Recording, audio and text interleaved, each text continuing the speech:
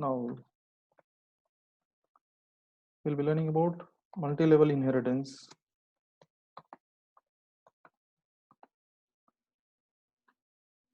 Okay, this multi-level inheritance is very simple. I'll take a small example. Already we discussed that before. I'll take an instance called as I. Here we'll take one more class called as class B. I'll take an instance called as J. I hope so you should be able to write the next code again. Now, is there any connection between class A and class B? There is no connection. Class A is a unique class B is a unique class, but I want class B as a subclass of class A. That can be done making class B inheriting the properties of class A through a keyword called as extends class A. Now, what is happening? Class A is an parent class. Class B is an subclass here. Again, I'll take class C. I'll make class C a subclass of class B.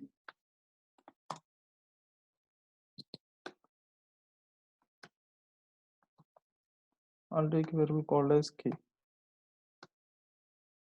Now, when you refer to this code, first what are we trying to do? We are trying to create an class A.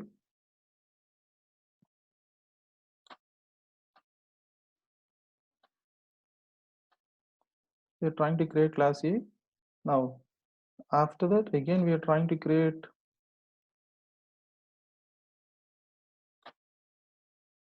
class B.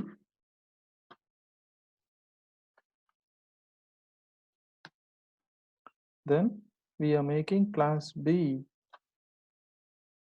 inherit all the properties of class A.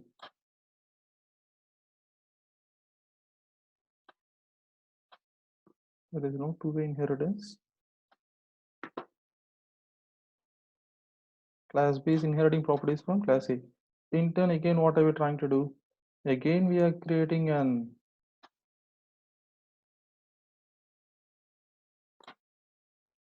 one more class C.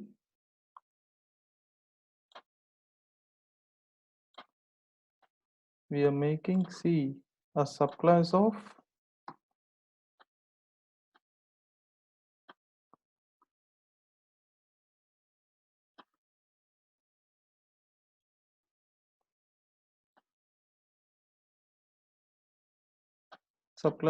class B. Okay, now A acts as what? A acts as an parent class. B acts as what? B acts as child for A, as well as B acts as parent for class C. Remember, B acts in two different ways. B acts as child for class A, as well as B acts as parent for class C. Now C acts as what? C acts as child for class B. Now when you refer here, when you're trying to create an instance, suppose if I'm trying to create instance of class A, only members of class A will be initiated. If I'm trying to create instance of class B, now class B is what? Class B is subclass of class A. So members of class B, its own members of class B, as well as its derived members from the parent will be initialized. In case if I'm trying to create an instance of class C, now class C is deriving properties from what? Class C is deriving properties from class B, where B is a child of class A. So automatically C derives all the properties from class B as well as its parent from class E. So when you're trying to initialize or when you're trying to create an object of class C, what happens? All the members available in class E as well as class B as well as class C will be initialized since it is deriving properties from B as well as from A. Now A holds one instance variable called as I, B holds two instance variable called as I and J, C holds three instance variables, that is I which is derived from class A, J which is derived from class B, as well as its own member K which is defined inside class C. Okay, we'll see a code for this one. I'll just take a class ABC.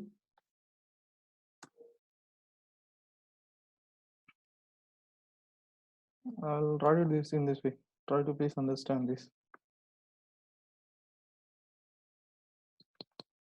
Public static void main string arguments. Okay, now here I'll try to create instance of class C. C, I'll take instance called as n equals to new constructor. So when I write a constructor in this way, what happens here? Constructors of A will not be defined. Constructor of B will not be existing. Only constructor of C gets created. Now C holds how many members? C holds 3 members such as I, J as well as K.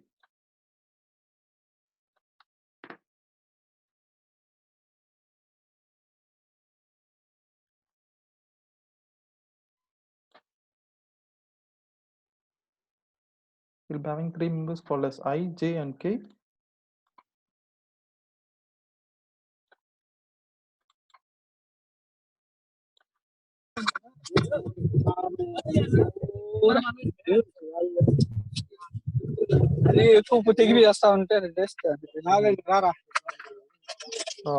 Please mute your voices here. Someone is trying to speak.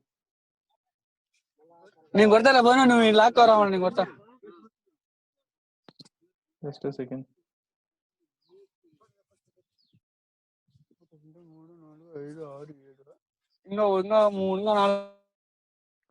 5:30.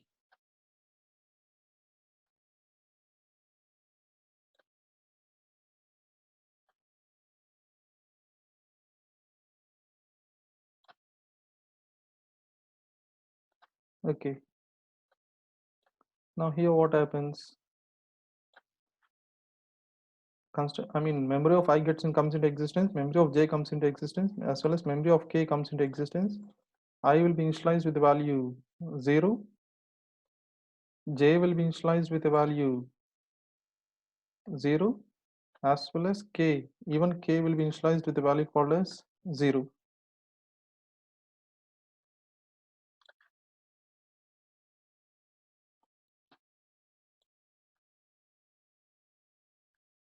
Okay, I, J and K will be supplied with value called as 0.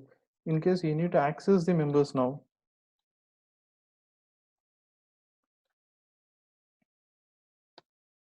or you need to supply a different value, or you need to access these members. So how do you write the code here? I'll be writing it as n dot I. I'll supply a value called as something 5. Again, n dot J. I'll supply with value called as 10. N dot K. I'll supply with value called as 15. So automatically what happens? Its default values will be erased. In place of those default values, it will be replaced as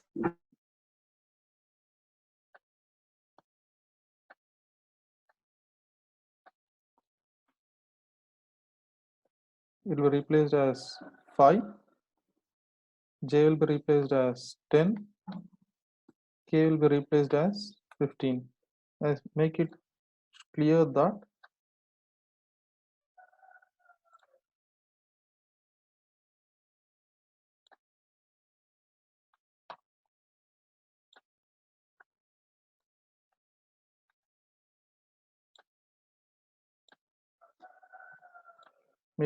when I'm trying to create instance of class C, only class C comes into existence, but class A, class B will not be created, even though its constructors are called. Values of these, instance of class A and class B is not defined. Okay. To access these members, as usual, I hope so you know this here. To access these members, I, J, and K, you're supposed to call instance of class C. You want to display values, that can be done only through instance of class C followed by its member. Hope understood, right? In case when you're trying to create instance of class B, only members of class B as well as its parent class A, only those members comes into existence. Okay, in case when you find any doubt in this, you can ask me, guys.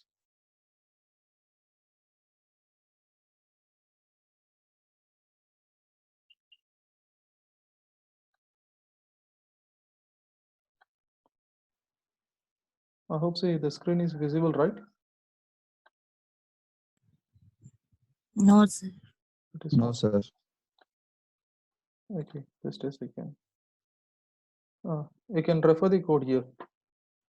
Now here class A is a parent class, class B is a subclass of parent class A, class C is a subclass of parent class B, which is in turn a subclass of class A. Already we have referred a concept called as a superclass reference can refer. Just a second. Already we have seen a concept called as a superclass reference can refer the subclass members. Sorry, a superclass reference can refer to an subclass object.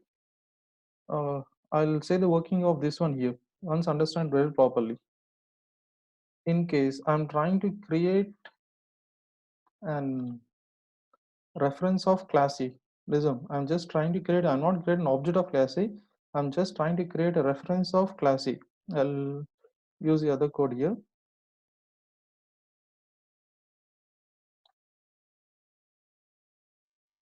Okay, I'll try to create only reference of class A. How do you create a reference of class A? I'll take it as reference of class A. Now, reference of, I'll make reference of class A referred to instance of class C. What is instance